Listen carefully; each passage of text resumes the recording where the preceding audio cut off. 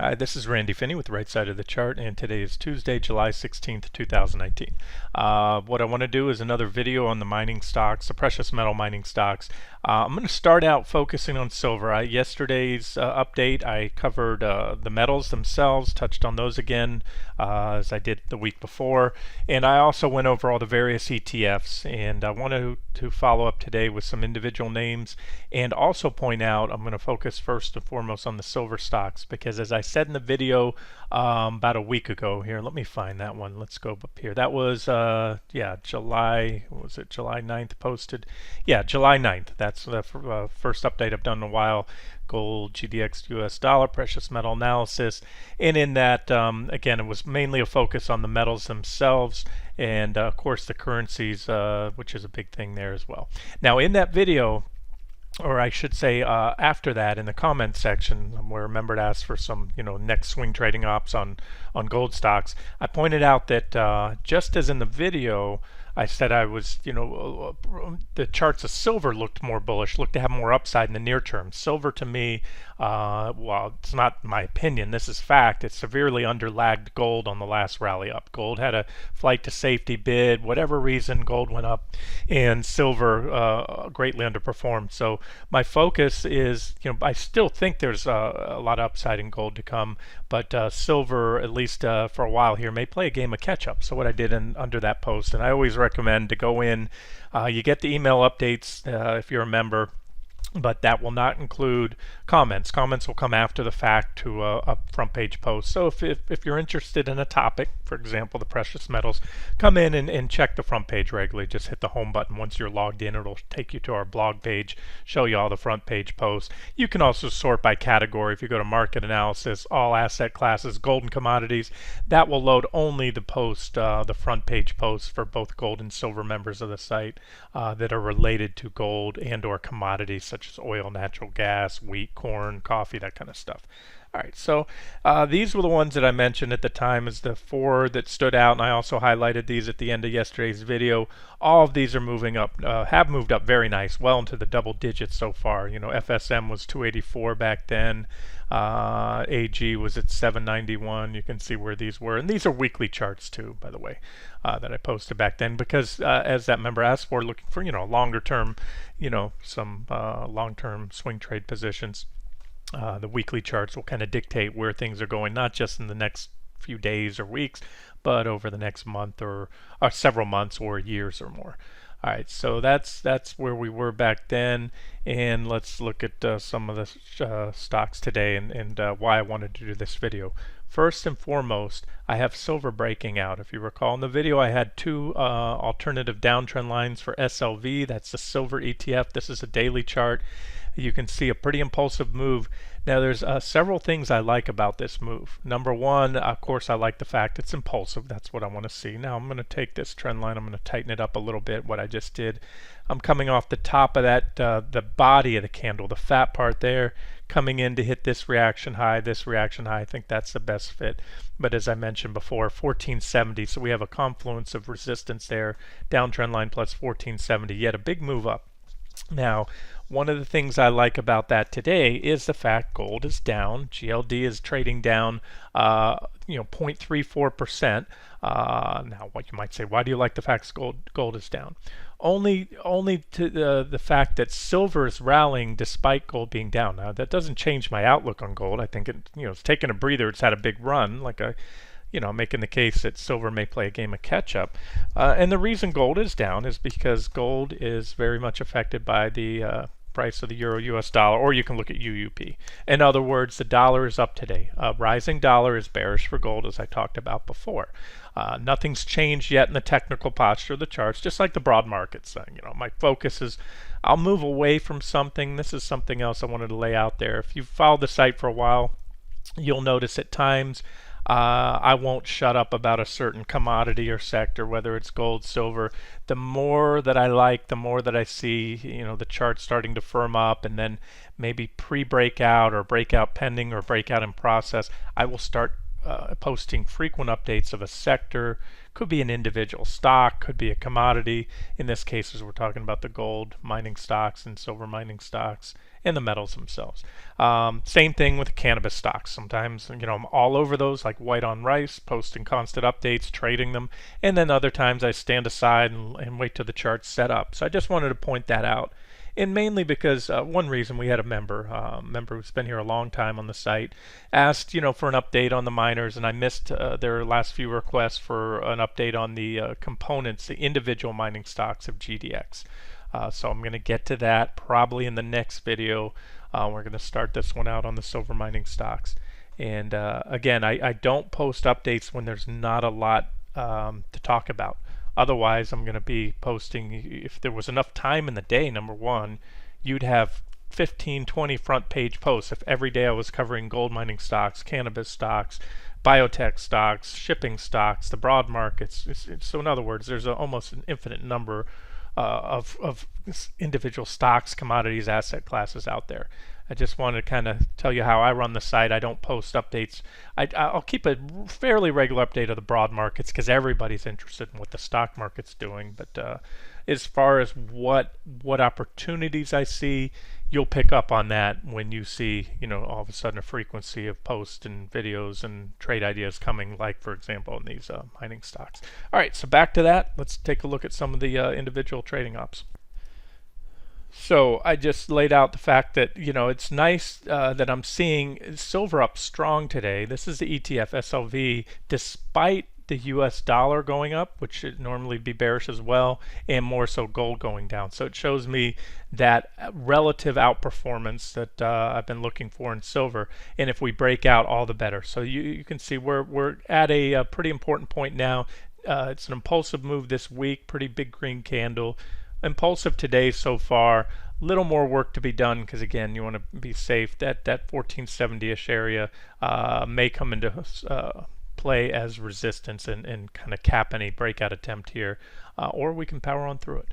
And I think it's only a matter of time. And when we do, my next target up here on SLV, that's the ETF silver, is about a 3.5% rally to that point.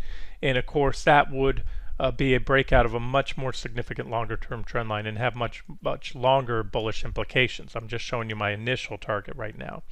And remember, just like gold, I talk about this often, that when silver goes up X, the silver mining stocks will go up some factor of X. And it's not a set formula. You can't say silver goes up 10%, the miners go up 18 or 25. Everyone's different, but they tend to go up a lot more. So you want more bang for your buck. Couple ways to do it. You can trade silver futures. They have a pretty heavy leverage factor in there. As if you trade futures, you already know that. You can also trade the mining stocks, and that's why I'm doing this video. So we'll start out here with a list. This is about a dozen or so silver mining stocks on one list that I have. On TC2000, it's the silver index. Let's say you use IX 1120 as the index, and when you load that in and you click on related items, you'll get these stocks I'm going over now. These include the top 4, which I'll go over real quick, that I already covered in yesterday's video and in that post about a week or so ago. There's AG running strong. Me, I don't always like to take stocks running at all-time highs or multi-year highs, but when the charts are fine. So right now I don't see, there's some potential for divergence, but very small. And again, this one is more so, as I laid out a week or so ago, based on the long-term chart. Here's the weekly chart. So at times I move my focus over to the weekly chart, and I'm not going to say completely dismiss or ignore what I see on the 60-minute or daily charts, because that would be incorrect. If something glaring stands out, but at times when you can make a case for a powerful long-term trend, and you're trying to, once again, I like to use analogy, swing for the fences, hit a home run or a grand slam. That's what you can hit with this stock. This is how this stock trades. I've traded these mining stocks for many, many years, and I can tell you when they run, they can really run, and it goes in both directions. So I covered that in yesterday's video. That last pop there, rally 724%. This one from low to high in 10 right there was up over 1,000%. So where am I going with that? If I'm looking for a run up here to at least this area, you know, from the lows, even where we're at now, let's forget about the lows. Let's just talk about where we're at now, another 63%. I might decide to just hold tight when I see negative divergence or overbought conditions on the 60-minute chart. Maybe even some potential bearish developments on the daily chart. Why? Because I don't want to get shaken out of a trend trade, a trend position, that I'm going for a much longer move, because I can tell you these things can and will, if the charts are strong enough, burn right through divergences, make overbought much more overbought, and stay overbought for an extended period of time, as you can see down here. Not always. So it is, you know, overbought is usually a heads up. Hey, things are getting a little stretch. We're overbought now. And the big question is, and that's why I'm doing this video, and that's why I take so much time in doing it, is this overbought condition right now in the weekly chart, is it this where you want to get out?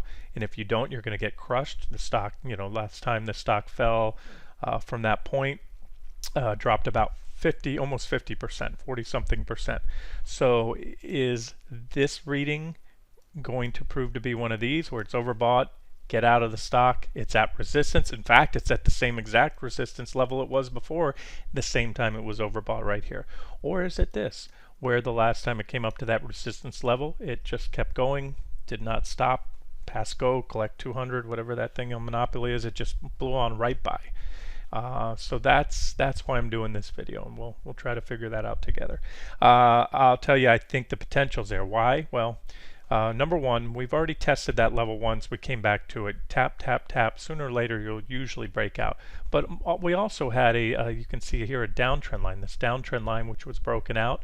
Back here, we had some divergence on the PPO, I will say that, and it led to that's a very strong rally right there up to that. Maybe it was 50% or more. But this time around we have divergence on both had divergence on both the RSI and the PPO. So again, let's not spend too much time on these long-term charts, because I already went over that. I already went over the fact we had the divergence here, we had it here. So this tells me this time around, and we had a breakout right here. There's your breakout. If we can pop this resistance level, it could be a nice run up there to that next target there. And ultimately, you know, if we are in a new bull market in the mining stocks and the metals, I see no reason why we won't go and ultimately test and maybe even probably take out the highs from the previous bull market, which are right here.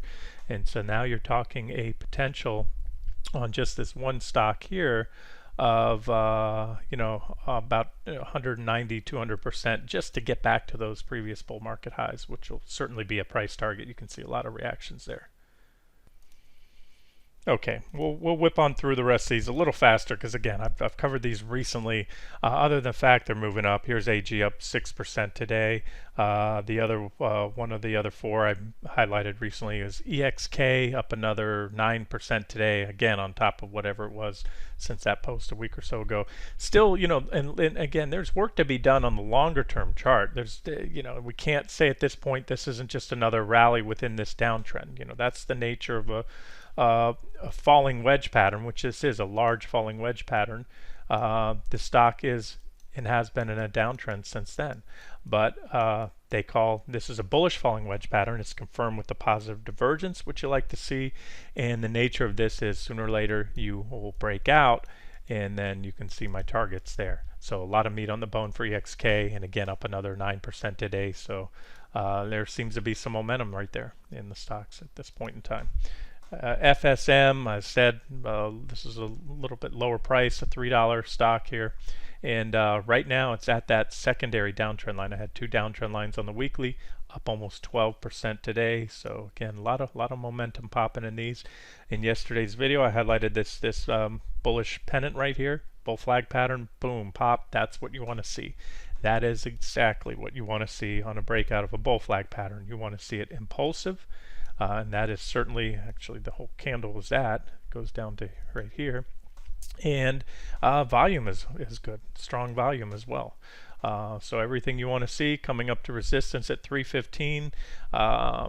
the odds for reaction are pretty good, but again, when the momentum gets behind here, and all of a sudden this starts hitting all the feeds, and whether the smart money's in first and the dumb money follows, or the other way around, it doesn't matter. The momentum's there, and sometimes these stocks can just blast right on through there. So you have to make that decision. Do you want to just book quick profits there, or are you starting to, which I am, scaling into these as longer term corp, adding to my, I've had precious metal positions for since late last year, core positions, and I'll micromanage those in and out. So and I'll try to get some of these out there as official trade ideas, but I do these videos because there's just so many, and it takes a lot of time to mock up the charts for an official trade idea and follow up. So official, unofficial. If I didn't like it, I wouldn't be sharing the idea. And again, some are actionable. Some of the trade ideas I share in the videos, some are not yet actionable. This was a setup yesterday, and today it popped, and quite a few people in the trading room took it. So that's what that's where an objective long entry was triggered this morning. And it's not like it gapped up and away. This one, went up, and it's slowly been rising all day on a lot of volume, a lot of people buying it to confirm the breakout. And then there was that ASM, that's the really low price, 56 cents. Constructive long-term chart, risk and reward go hand in hand. So like for example, you want to take probably a much smaller position size in this one than AG or EXK. All right, let's just go over a few of the others that I didn't cover recently. I'll look at weekly charts here to try to paint the bigger picture. Here's GPL. Nothing huge stands out. I haven't had all these charts marked. I'll show you what I'm looking at here. So I'm trying to find if we can get a good trend line fit. And there we go. Yeah, nothing. Yeah, I can't get a great fit. I always say this, it's not, technically that's a trend line, but in technical analysis, I like to add a criteria. It takes that third reaction, not just 2 points, because any 2 points can be connected at random. I'll see people draw trend lines connecting 2 points. I like to have that third point. But then again, sometimes I'll start a trend line there and I'll watch it. But I'm going to take that away for now and just say let's not spend too much time on this one. I can tell you right now where I do see a big level, about 113. A lot of it was great support here. It broke. We broke it, back tested. So that to me is certainly a level worth monitoring. And again, let's just go through these a little faster. So if any stand out, I'll share those. And again, they don't. That's on this list. The ones I already showed you, my top 4. That's in the same watch list I'm clicking through right now. It's loading on another page, the watch list. PAAS, Pan American Silver, looks interesting, coming up to a pretty decent resistance level, about 1390 or so.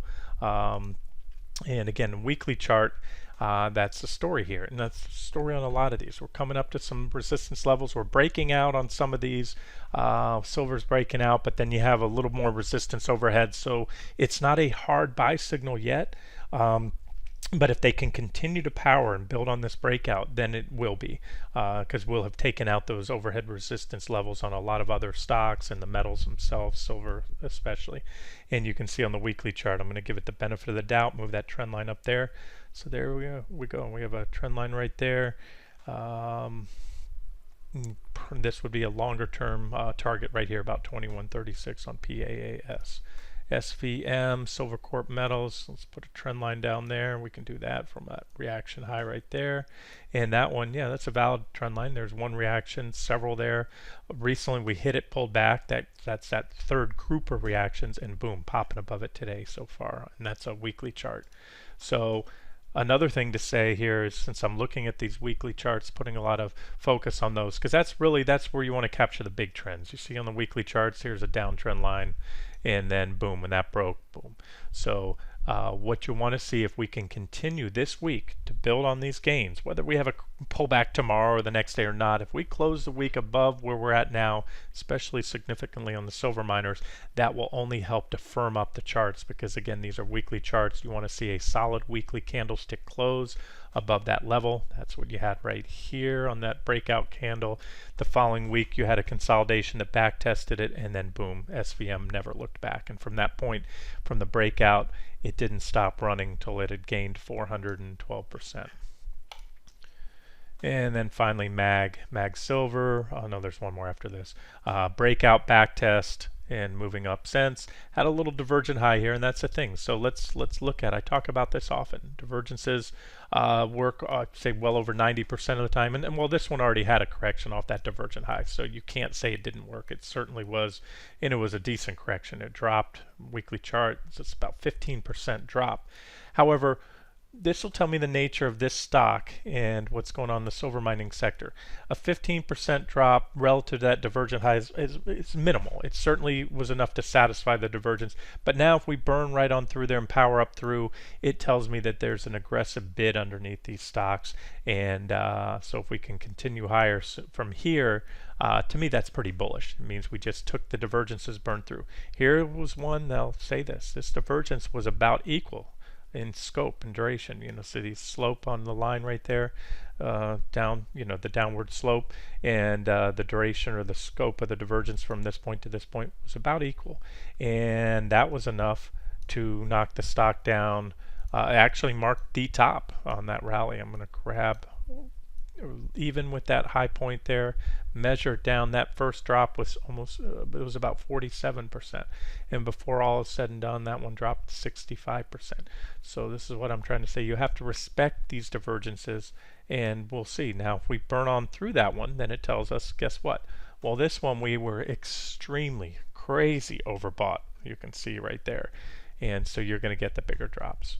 So anyways, those are things I look for in the weeks going forward, because 3 weeks from now I may not be so hot. I may have cooled off on these silver miners if they peter out here, can't break out, the breakout in silver can't follow through, or increase from here. And if that's the case, I may step back in my frequency of updating, but I'll certainly continue to keep an eye on both gold and the silver mining stocks. Okay, so this morning I had a price alert trigger on SILJ. That's the junior. For whatever reason, then when I click on my related items list, and when I click on this ETF on TC2000, it'll load all the components, and there's not a lot. There's, what is that, probably a little less than a dozen components that I'm showing in this one, the junior miners. Those are your smaller silver miners. SIL is the silver miners ETF with the bigger names in there. And that one I told you already broke out, came in, back tested support, and it's moving up. So there's a trend line which kind of got whipped through a little bit. That's fine, held support, and it's moving up. Still needs to take out that previous reaction high, however. That would be your next buy signal. But SILJ is now trying to break out here. You can see it's a pretty well-defined trend line. You can see a lot of reactions along that trend line, and starting to pop above there. So if we can build on these gains and clearly put that in the rearview mirror, that would be a breakout, and these would be your next targets. So as I said in yesterday's video, if this is overwhelming and you don't have the time, the money to diversify, the inclination to it, and pick out the best looking individual stocks within the sector, then you can just go with ETFs like SIL, SILJ, GDX, GDXJ, to give you the exposure to the basket of those mining stocks. So we're going to go through these real quick. Now most of these I believe I just covered. It loaded a different watch list. Yes, EXK I know I covered. AXU I think I covered. It gets to be so many of these stocks there. If not, there's your trend line right there. It needs to take out. That's AXU. And again, long-term stuff. If it takes out that trend line, I have done an update before it hits whatever would be the target, because again, that's a powerful breakout if it gets there. And I'd have to really study this chart up a little bit more, mark it up, but I would say somewhere along these lines right here would be my two swing targets there. And that's only it's $1.26 right now. You go to 220, you're talking about a 73% run. You go to 317, 150% return on your money. So that's AXU, AG I know I already covered. AUY, Yamana Gold.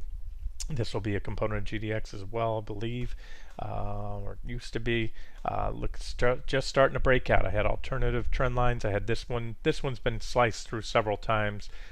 This is really the one to watch right now. Let's shade this one a little bit different to take away the significance and make this the primary trend line. So we're starting to pop above there. We actually broke above it last week, closed above it on a weekly closing basis. So this one's already a breakout, and it's building on that so far this week.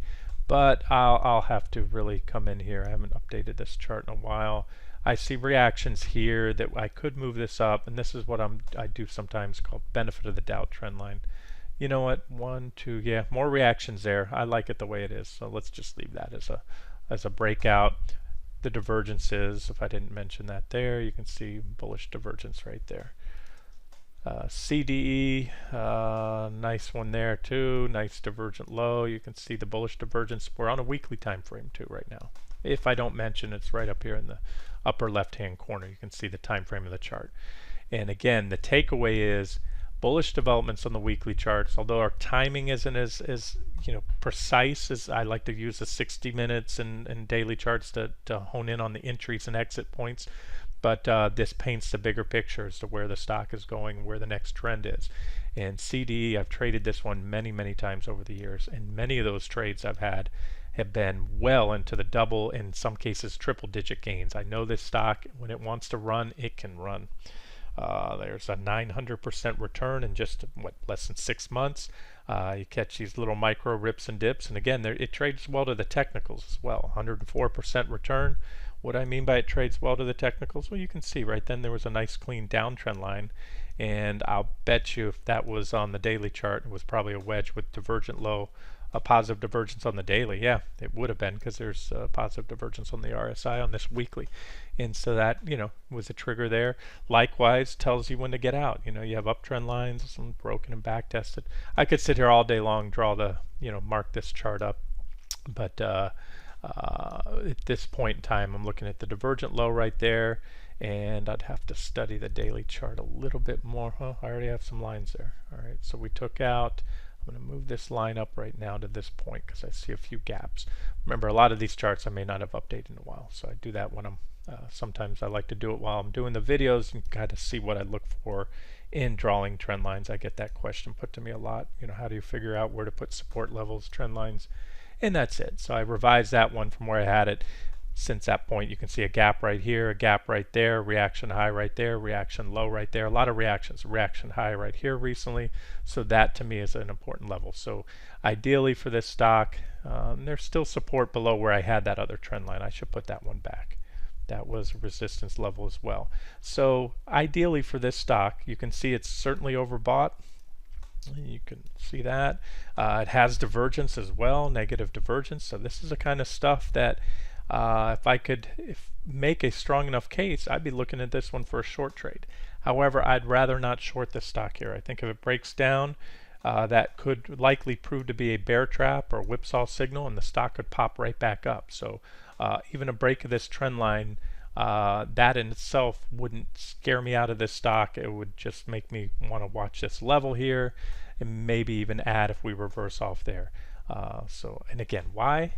Is this bias because normally I might short a rising wedge with negative divergence? No, it's the bigger picture. If everything falls into place, if the silver continues to rally and the majority of these stocks rally, and I see a breakdown in CDE, I would put very high odds that would be a whipsaw signal, i.e. a bear trap. So again, it's everything, not just this one chart. It's weekly charts. It's what silver is doing, what the U.S. dollar is doing, and everything else. And by the way, that's about a 30% rally up there, and that's probably over 60% or so if it gets to that level. And those are swing targets for CDE, and that is looking good right now. Like I said, a little extended, but the way to do this, if you're not going to trade SILV or SIL or any of the ETFs, GDX that give you that diversity, I believe this is important. I create my own ETF or my own mutual fund by taking small amounts. Whatever your number is, everybody's different. You might decide you're going to put $300,000 or $3,000 into the mining sector.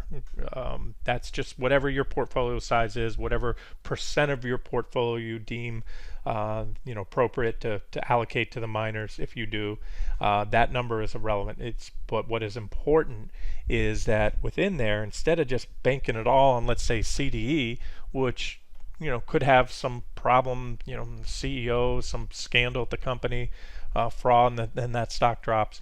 Don't lay all your bets down on, red 21 on the roulette wheel. Spread it around, spread it on different numbers, and that's what diversification is. So you take that $3,000 or $300,000 piece of pie, whatever it is, break it down and buy a dozen or more of your top picks within the sector. Or again, if you don't want to do that, keep it simple. Do SIL, V, SLV, or SIL, I should say, and then GDX or GDXJ.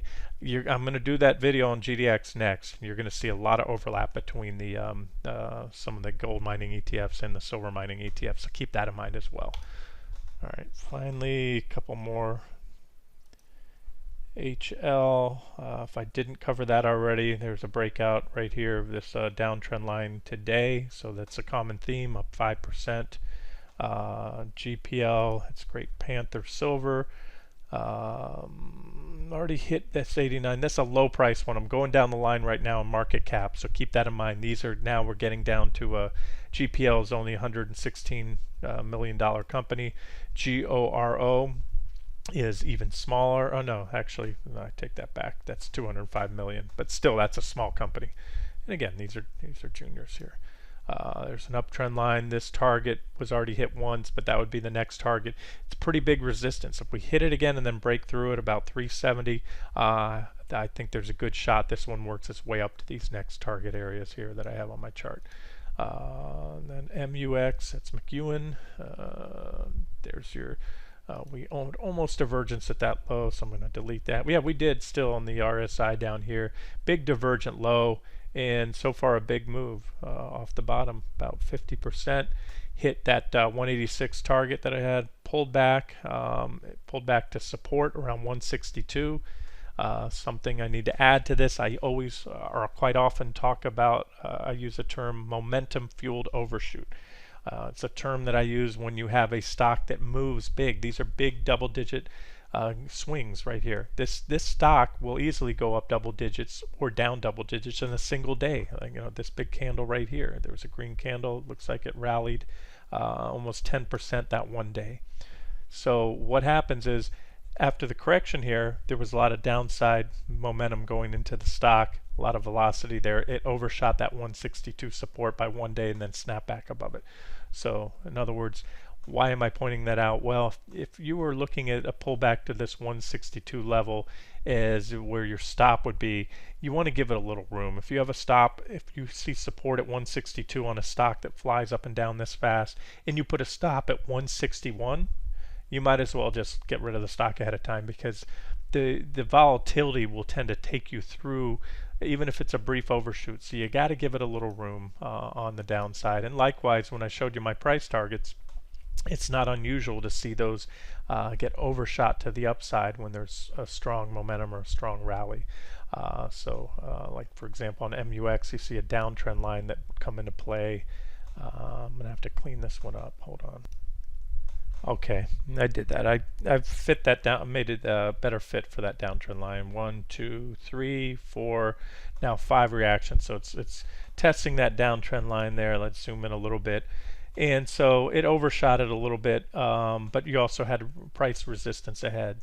And so the next time we break above there, particularly above that 180, well, the recent high was a little lower than my target, 185 level, that should open the door for the next move up.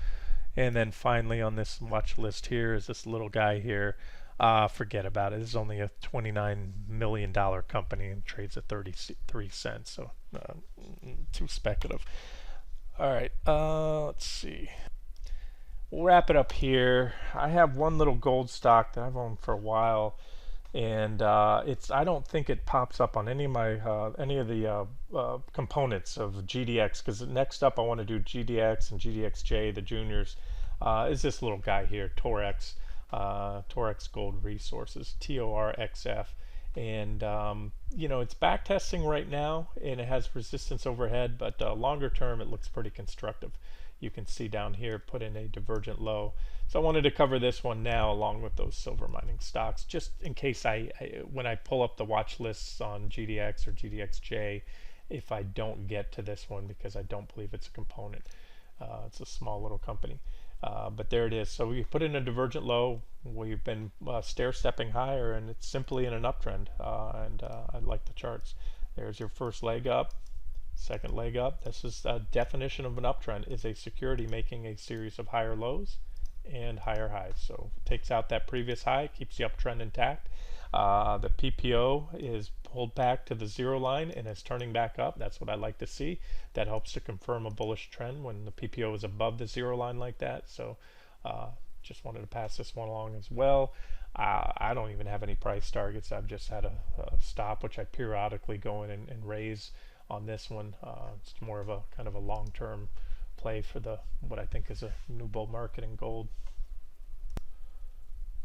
Okay, we'll wrap it up here, and again, next video will update the gold mining stocks, individual gold miners. This has been Randy Finney with Right Side of the Chart. Hope you enjoyed it.